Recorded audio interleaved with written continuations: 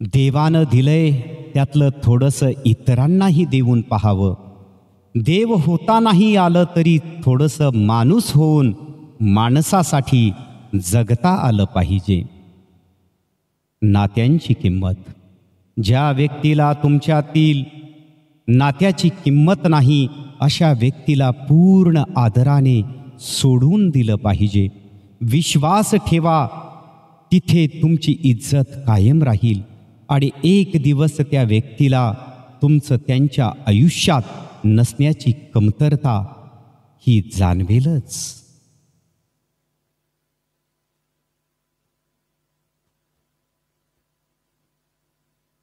कटू आहे पण सत्य आहे.